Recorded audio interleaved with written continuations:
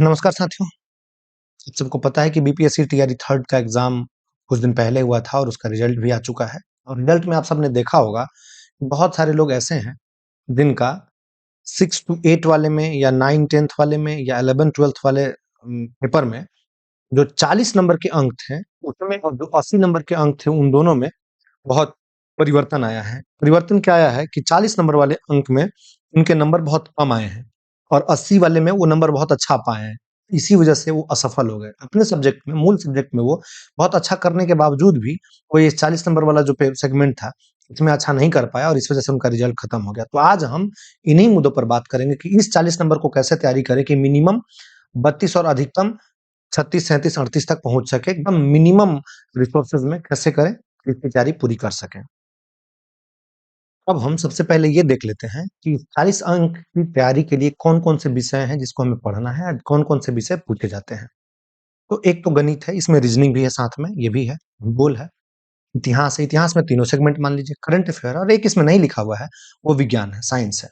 ये 5 सेगमेंट है मुख्य तौर पर जिसमें अगर आप तैयारी करते हैं तो 40 अंक को आप आराम से छू पाएँगे, आराम से टच कर पाएँगे। एक-एक करके हम बता देते हैं आपको कि कौन से सोर्स लेने हैं, कहाँ से, जिससे कितना पढ़ना है कि आप उस विषय की तैयारी ठीक से कर सकते हैं। सबसे पहले हम गणित की बात करते हैं। अगर गणित की तैयारी आप करना चाहते हैं, गणित में मूलतः गणित और रीज़निंग दोनों मिलाकर के इसमें से 8 प्रश्न के आस-पास पूछे जाते हैं, इस 40 अंक में। अगर आपने तीनों पेपर का एनालिसिस किया होगा या अगर आप देखेंगे तो पाएँगे कि बीपीएससी टीआरई 1, 2 और 3 2 में तो 1 में तो उतना नहीं था, 2 और 3 में अगर आप मूल रूप से देखेंगे, तो उसमें 8 अंक मैथ का और रीज़निंग का दोनों कॉम्बिनेशन का मिलेगा। भूगोल का भी सेम है। भूगोल में आप ईवीएस को भी जोड़ लीजिए। अगर आप ईवीएस को भी जोड़ लेंगे कुछ इस टर्म को, तो उसमें भी 8 अंक को उसने 8 प्रश्न उससे छू देगा और इतिहास के अगर तीनों सेगमेंट को आप छू देंगे, जिसमें बिहार का इतिहास भी शामिल है, तो ये 8 अंक को टच कर देगा कि करंट और साथ में विज्ञान इन दोनों को पढ़ना पड़ेगा। तो एक-एक करके हम सारे विषय में बात करते हैं, तो पहले गणित का बात कर लेते हैं। गणित के लिए बस सारी बुक नहीं पढ़नी है। सारे आपको मतलब प्रकांड विद्वान नहीं पढ़ना है। आपको उतना ही पढ़ना है, जितने में से ये सेगमेंट आपका क्लियर हो जाए। उसके लिए आर.एस. अग्रवाल का गणित आता है, उसमें से अरिथमेटिक अंकगणित का जो होता है, या तो इसे बना लीजिए। अगर आप इसे नहीं बना रहे हैं, तो भी कोई बात नहीं है। आप क्या करिए कि पीवाईक्यू जो है बीपीएससी का, वो बना लीजिए। बीपीएससी का पीवाईक्यू कहाँ मिलेगा आपको? बीपीएससी का पीवाईक्यू या तो यूट्यूब से ढूँढ लीजिए या तो कोई बुक खरीद लीजिए प्रीवियस ईयर क्वेश्चन। अच्छा कौन सी पीवाईक्यू भी मैं बता देता हूँ आपको। सिविल सर्विस वाली, सिविल सर्विस एग्जामिनेशन का जो सीएससी का जो होता है उसका वो वाला यानी कि बीपीएससी 64वीं, 65वीं, 66वीं, 67वीं, 68वीं अभी 70वीं का एग्जाम हुआ है। तो यहाँ 70वीं के पहले से यानी कि 69वीं तक का खास करके 54, 52 से लेकर के 69वीं तक के सारे पीवाईक्यू को में जितने मैथ हैं आपको अगर उन मैथों को आप बना लीजिएगा तो आपका गणित वहीं से हो जाएगा। इसके लिए बहुत माथापच्ची करने की ज़रूरत नहीं है, बहुत चूल मचाने की, तोड़-फोड़ और उधम मचाने की कोई ज़रूरत नहीं है। इसी से आपका काम हो जाएगा, पीवाईक्यू से। अब आते हैं भूगोल की बात करते हैं कि भूगोल की तैयारी कहाँ से करें? देखिए, सार संग्रह आती है एनसीईआरटी की, ठीक है? मैं कभी नहीं कहूँगा आपको कि आप इतनी हल्की तैयारी करके जाइए कि पिछला बन के चले जाइए और इतना डीप पढ़ के जाइए कि उसी में सारा टाइम बर्बाद कर लीजिए। ये भी बहादुरी नहीं है क्योंकि आपको अपने 80 नंबर वाले सेगमेंट को भी पढ़ना है। अगर मान लीजिए आप 9th-10th में 11th-12th में है और उसमें आपका ज्योग्राफी सब्जेक्ट कॉम्बिनेशन में है, तो आपको तो भी पढ़ना पड़ेगा। उस ज्योग्राफी को डीप में अगर पढ़ेंगे तो ज्योग्राफी यहाँ मैनेज हो जाएगा। लेकिन अगर मान लीजिए आपका वो ज्योग्राफी नहीं है, आपका वहाँ साइंस है, क्या आप ज्योग्राफी को उतना ही डीप से पढ़ेंगे क्या इस 8 नंबर अंक के लिए? नहीं पढ़ेंगे ना। तो उसके लिए आप दोनों में से कोई एक विकल्प या तो आप एनसीईआरटी की जो बुक आती है 6 से 10 तक आप एनसीईआरटी पढ़ लीजिए और अगर आप ये नहीं पढ़ पा रहे हैं, आप सार संग्रह पढ़िए। दोनों में से कोई सार संग्रह जो अपडेटेड हो, अपडेटेड मेरे ख्याल से ये वाला आ गया है, आपको ये पढ़ना है, ये थोड़ा पुराना वाला है, तो ये नहीं। लेकिन अगर किसी के पास ये भी हो ना तो भी चलेगा, कोई दिक्कत नहीं है। आप ये दूसरे वाले अपडेटेड से काम चला सकते हैं, इससे भी आपका काम हो जाएगा। इस वाले से, इस वाले से। अगर ये नहीं है तो ये जो भी हो, सार संग्रह कोई भी होना चाहिए एनसीईआरटी का और मैं ये नहीं कह रहा हूँ कि महर्ष बर्नवाल का ही आप पढ़िए, कोई भी सार संग्रह कोई भी हो, आप उसका पढ़ के काम चला सकते हैं। बहुत सारे प्रकाशन आजकल सार संग्रह छापने लग गए हैं, उनको पढ़िए बस शर्त ये है कि उसको डीप में पढ़ना है, उसको पूरा डिटेल में पढ़ना है, मतलब खूब पढ़ना है उसको, एक ही पुस्तक को बार-बार पढ़ना है। 20 पुस्तक नहीं पढ़नी है, लेकिन एक ही पुस्तक को बार-बार पढ़ना है और खूब खूब उसको घोट जाना है, क्योंकि वन लाइनर यहीं से तैयार होंगे आपके और इसी से आपका वहाँ पे मार्क्स क्वेश्चन बनेगा। ये तय है। अच्छा, ये भूगोल के लिए हो गया। दोनों में से कोई, फिर से एक बार समझ लीजिए, एनसीईआरटी, एनसीईआरटी में से अगर नहीं है आपके पास में, एनसीईआरटी कौन सा है? तो 6 से 10 का पढ़ना है, और अगर एनसीईआरटी नहीं है आपके पास में, तो आपको क्या पढ़ना है? तब आपको पढ़ना है सार संग्रह को। मेरा सुझाव है कि सार संग्रह को पढ़िए, साथ में लुसेंट आप खरीद करके रखिए।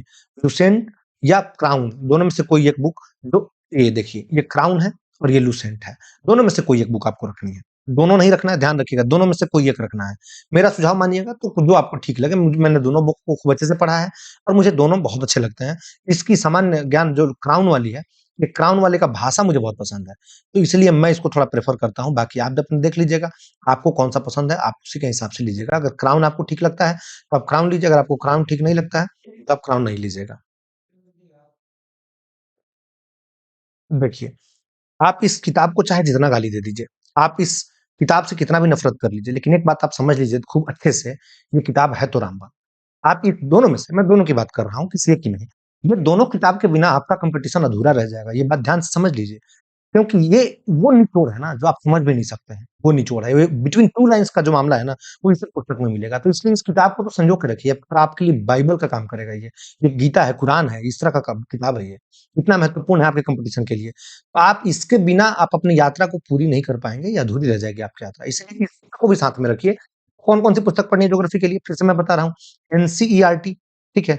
एनसीईआरटी 6 टू 10th का, जैसे 10 का, और अगर ये नहीं पढ़ना चाहते हैं, तब सार संग्रह पढ़िए। अगर दोनों ही पढ़ने का समय है आपके पास में, तो आप पढ़ सकते हैं। मेरा सुझाव कोई एक का ही रहेगा, सार संग्रह प्लस सार संग्रह प्लस कौन-सा? इन दोनों में से कोई एक जो उस ज्योग्राफी सेगमेंट का होगा, सिर्फ़ उतना पढ़ना है।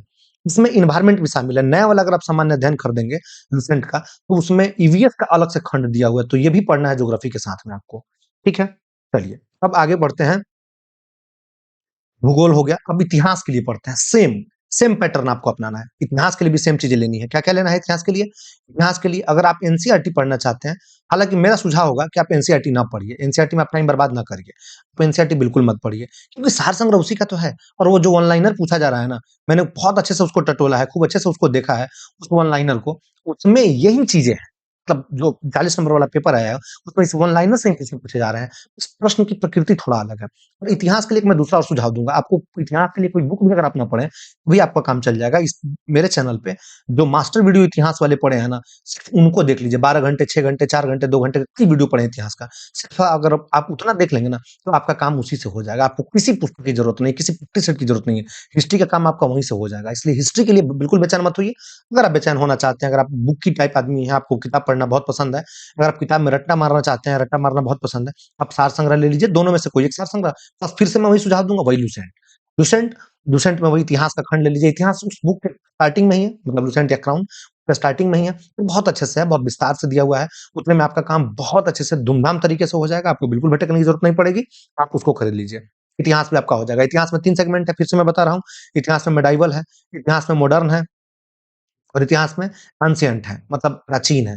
मध्यकालीन, आधुनिक और प्राचीन। इसको सिस्टमैटिक वे में पढ़िए, प्राचीन, फिर मध्यकालीन, फिर आधुनिक। इसमें से आधुनिक ज़्यादा पूछता है, आधुनिक भारत। आधुनिक भारत में भी एक सेगमेंट फिक्स है 1857 की क्रांति से, लेकिन आप 1857 से ना पढ़ के, मेरा सुझाव है कि आप उसको 1498 से ही पढ़ लीजिए। 1498 से अगर आप उसको पढ़ेंगे, तो थोड़ा और कांसेप्ट आपका क्लियर हो जाएगा, और इसको कोई बाहर भटकने की ज़रूरत नहीं है।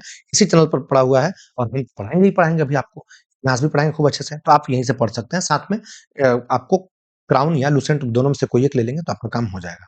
अब आते हैं साइंस के लिए। साइंस के लिए अगर आपका मन है ना, तो एनसीईआरटी ज़रूर पढ़िएगा। साइंस के लिए एनसीईआरटी का मैं इसलिए बार-बार ज़िक्र करता हूँ, क्योंकि इस बार मैंने देखा है कि एनसीईआरटी साइंस या एससीईआरटी, एससीईआरटी या एनसीईआरटी, एनसीईआरटी, ये बिल्कुल वन लाइन का प्रश्न पूछ लिया है, मतलब हूबहू उठा के वहाँ रख देता है। तो मैं ये कहूँगा कि एनसीईआरटी या एससीईआरटी में 6 से 10 तक का साइंस आप ज़रूर पढ़ लीजिए। 6 टू 10th का मतलब अगर आप पढ़ लेंगे, तो आपका हो जाएगा। उसमें आप सार संग्रह को स्किप कर सकते हैं, छोड़ सकते हैं। ज़रूरी नहीं है आपको सार संग्रह पढ़ना, आप उसको बहुत मज़े से छोड़ सकते हैं। हाँ, एक बात ज़रूर कहूँगा, साइंस का लुसेंट भी पढ़िए। साइंस का लुसेंट मतलब ये यही वाला लुसेंट या यही वाला क्राउन। इस दोनों में जो साइंस का सेगमेंट है ना, वो भी पढ़ लीजिएगा। तो इसके लिए साइंस की बुक अलग से नहीं, यही वाला लुसेंट। लुसेंट सामान्य ज्ञान में जो साइंस दिया हुआ है ना, एक लुसेंट साइंस का अलग से आता है, वो नहीं पढ़ना है। इसी लुसेंट में से को साइंस निकालना है, या इसी क्राउन में से को साइंस निकालना है और आपको पढ़ लेना है। तो 2 सेगमेंट आपका ये हो गया साइंस का आप इसमें पढ़ सकते हैं। आपके मोटा-मोटी सब्जेक्ट लगभग इसमें कवर हो गए हैं। नेक्स्ट का मिसलेनियस, मिसलेनियस के लिए कहीं नहीं भटकना है, मिसलेनियस के लिए इस पुस्तक के अंत में, लुसेंट के अंत में या क्राउन के अंत में मिसलेनियस का पेपर दिया हुआ है, एक खंड दिया हुआ है, उसको रट्टा मार लीजिए। उसमें से बहुत सारे लगभग 3 से 4 प्रश्न मिसलेनियस के पढ़ाए थे, जो इसमें मैंने देखे थे इस बार पेपर के एनालिसिस करते हुए। देखिए, मैं एक भी बात हवा-हवाई नहीं कह रहा हूँ, ये मतलब ये 2 अर्थ में कह रहा हूँ। एक तो ये कि मैंने खुद ही बीपीएससी निकाला है और बीपीएससी टीचर नहीं निकाला है, सिविल सर्विस निकाला है। टीचर की गलतफ़हमी में ना रहिएगा। और दूसरा, मैंने दर्जनों बच्चों को नहीं, सैकड़ों बच्चों को नहीं, हज़ारों बच्चों को निकालते देखा है। जो मेरे चैनल से जुड़े रहे हैं या डायरेक्ट या इनडायरेक्ट, हम उनको जानते हैं, वहाँ से वो पढ़े हैं। इस बेसिस पर मैं कह रहा हूँ कि बीपीएससी इसी पैटर्न को फ़ॉलो करती है, मिसलेनियस यहीं से लेकर के जाती है, हर बार। तो यहाँ से आपको पढ़ लेना है। ठीक है? अब आते हैं करंट वाले सेगमेंट की बात। करंट के लिए बिल्कुल परेशान नहीं होना है। करंट के लिए आपको 1 साल का बुक लेना है, 1 साल का। ये हर 1 तारीख को नया आता है। जैसे आप देख रहे हैं ना 1 सितंबर लिखा हुआ है इस पे, तो ये 1 सितंबर 1 अक्टूबर से 1 सितंबर तक, 1 अक्टूबर 2023 से 1 सितंबर 2024 तक का इसमें छपा हुआ है। लेकिन मैं आपको बता दूँ, ये हर 1 तारीख को अपडेट होता है। यानी कि अभी आज के डेट में अगर आप खरीदेंगे ना, 1 जनवरी 2025 का आया है। 1 जनवरी 2024 से 1 जनवरी 2025 तक का एक साथ आया होगा। ऐसे 1 साल का ही आता है, 12 महीने का, 11 महीने का। ये वार्षिकांक आता है, हर महीने अपडेट होता है। यही पुस्तक आपको खरीदनी है, कोई दूसरा पुस्तक नहीं खरीदना है। अब इसमें पढ़ना क्या है, ये जो सब टॉपिक पढ़े हैं ना, ये सबको छोड़िए, इनको इन पर ध्यान मत दीजिए। इनमें से पढ़ना वो है, शुरू से लेकर के लगभग 60 से 62 पेज तक आता है, वो पढ़ना है। वो नहीं पढ़ना है जिसमें मंथली दे रखा है कि 1 तारीख को ये घटना घटी, 1 तारीख को फिर ये घटना घटी, फिर 1 तारीख को ये घटना घटी। ये भी 30-40 पेज में आपको यहाँ मिलेगा, इनको छोड़ देना है। आपको सिर्फ बॉक्स वाले जितने चीज़ मिलेंगे ना, उन सबको इसमें पढ़ लेना है और लास्ट में इसके प्रैक्टिस सेट दिया होगा 700 क्वेश्चन का, उस प्रैक्टिस सेट को बना लेना है, आपका काम यहीं से हो जाएगा। देखिए, अब ये आपका सेगमेंट तैयार हो गया। अब इसके बाद में आप क्या करेंगे? इसके बाद में आपको प्रैक्टिस सेट की भी ज़रूरत पड़ेगी।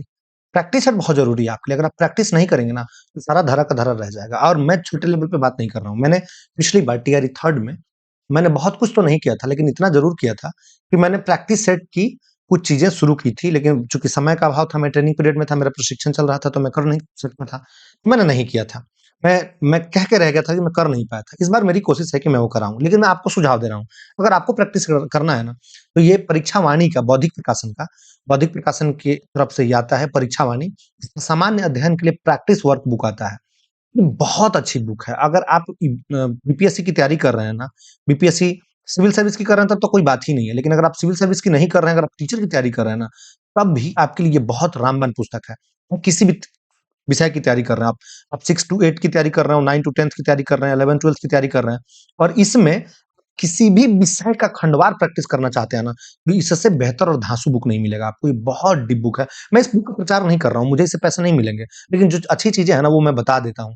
इससे मुझे कोई फ़र्क नहीं पड़ने वाला है कि कोई क्या सोचेगा, लेकिन इससे आपका भला हो जाएगा ना, बस इतना ही बहुत है मेरे लिए। एक-दूसरे की भलाई के लिए काम कर रहा ना, तो इसीलिए इस बुक को खरीद लीजिए। अगर आप नहीं भी खरीद सकते हैं ना, तो कोई बात नहीं है, मत खरीदिए। हम इसका पीडीएफ आपको अवेलेबल करा देंगे। हम इसका पीडीएफ ग्रुप में डाल देंगे, टेलीग्राम ग्रुप में डाल देंगे या व्हाट्सएप ग्रुप में डाल देंगे या हम पिन कर देंगे यहाँ पे अगर पॉसिबल हुआ तो। वहाँ से डाउनलोड कर लीजिएगा। ये बुक मेरे पास पूरा का पूरा पड़ा हुआ है, इसकी पीडीएफ मेरे पास पड़ा हुआ है। उसको प्रिंट निकाल करके प्रैक्टिस करेंगे। जो लोग मुझसे पहले जुड़े हुए हैं, जब ये तो अब कुकुरमुत्ते की तरह चैनलें निकल करके आ गई हैं बाहर तैयारी के लिए। लेकिन मैंने तो तब बनाया था जब चैनल ही नहीं हुआ करता था। तब एक का चैनल हुआ करता था, तब मैंने चैनल बनाया था और तब मैंने लोगों को पढ़ाया था, उस पर इतने तेज़ ग्रो हुआ था। फ्री में पीडीएफ फ्री में देता था टेलीग्राम ग्रुप पर। अगर आपको ये लगेगा ना कि ये सच में ही अच्छी पुस्तक है, अच्छा पीडीएफ है, तो प्रिंट आउट निकालिएगा, करिएगा और पुराने लोग होंगे जो आपके जानने वाले हैं, जो यहाँ चैनल से पढ़े होंगे, उनसे पूछिएगा, मैंने पीडीएफ दिया था और कितना कारगर पीडीएफ हुआ था। मास्टर वीडियो दिया था और कितना कारगर पीडीएफ मास्टर वीडियो साबित हुआ था। तो अब मैं इसका पीडीएफ आपको अवेलेबल करा दूँगा, टेलीग्राम ग्रुप में आप जुड़ जाइएगा और वहाँ से प्रैक्टिस करिएगा प्रिंट आउट निकाल करके। थोड़ा खर्च आपके घर में बैठे-बैठे होगा, लेकिन आपका काम हो जाएगा, आपका बहुत अच्छा काम हो जाएगा। तो अगर आप इन सबको कर लेते हैं ना, हिस्ट्री अगर आप कर लेते हैं, मैथ और रीज़निंग कर लेते हैं, उसके बाद में अच्छा इस हिस्ट्री के लिए एक सेगमेंट और छूट रहा है, जिसको हम बिहार हिस्ट्री बोलते हैं।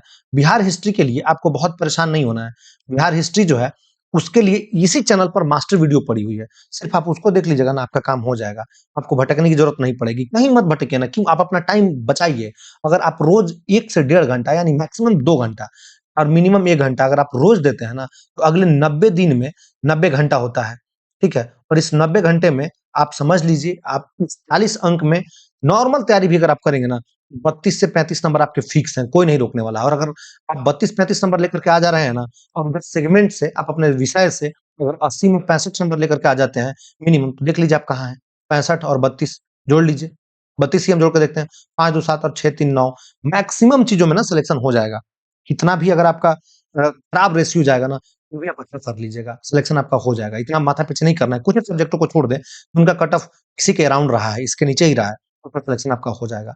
लेकिन ये मैं तब कह रहा हूँ जब आप एक तत्पर होंगे तब। अगर आप ही तत्पर नहीं हो तो हम क्या कर लेंगे? हम 50 वीडियो बना देंगे। आपका तो आदत है चैनल पे भटकने की, इस चैनल पर जाएँगे, उस चैनल पर जाएँगे, यहाँ देखेंगे, वहाँ देखेंगे, इनका रील देखेंगे, उनका रील देखेंगे। होना तो आपका कहीं नहीं है। अगर आप इतना भटकेंगे ना तो नहीं होगा। कहीं एक स्थायी रूप से टिकिए ना किसी भी चैनल पर, उसका पढ़िए, आप अपने बुक से पढ़िए और थोड़ा भगवान ने अगर आपके पास 1450 ग्राम, 1350 ग्राम का खोपड़ी दिया है, ब्रेन दिया है ना, थोड़ा उसका भी यूटिलाइज़ करिए। अगर आप उसका इस्तेमाल नहीं करेंगे, तो फिर वही है, आप में और पशु में क्या अंतर है? पशु भी तो घास खा ही रहा है, हग रहा है, भी वही कर रहा है। तो इतना नहीं करना है, थोड़ा मेहनत करिए, थोड़ा दिमाग लगाइए, थोड़ा स्मार्ट मेहनत करिए और कूदिए मैदान में। बिना मैदान में कूदे कुछ नहीं होगा। अगर आप 32 में मैं कई लोगों को देखता हूँ, कई लोग मुझे मैसेज करते हैं, वो बताते हैं कि सर 40 नंबर वाले में खराब रह गया। वही देखिए ना 40 नंबर वाले की ये रणनीति आपको यूट्यूब पर मिलेगी सारे। भाई सिंपल सी बात है, अगर थोड़ा भी दिमाग लगाकर पहले ही पढ़े होते तो 40 नंबर में नहीं चढ़ते तुम। तुम विषय में निकाल ले रहे हो और 40 नंबर में छँट जा रहे हो। 40 नंबर कोई वो है क्या? रॉकेट साइंस है क्या कि नहीं निकलेगा? ऐसा क्या है इसमें कि 40 में 32 नहीं आएगा? ऐसा कोई भी मैंने देखा है प्रश्न उसमें कि नहीं है जो टच नहीं कर सकते आप। उस प्रश्न को टच कर सकते हैं, थोड़ा आईक्यू भी लगा सकते हैं, थोड़ा तुक्का भी मार सकते हैं। अरे सारा किस्मत मिलके चलता है ना, एक कैप पैकेज है, एग्ज़ाम एक पैकेज होता है। उस पैकेज में आपको इन्वॉल्व होना है। तो मैं तो बस इतना ही कहूँगा कि इनको ठीक से आप पढ़िए और पढ़ने के बाद में देखिए, जो भी होगा वो बताएँगे। मैं क्या करूँगा, मैं अगले वीडियो में बताऊँगा। आज के लिए बस इतना ही। जय हिंद।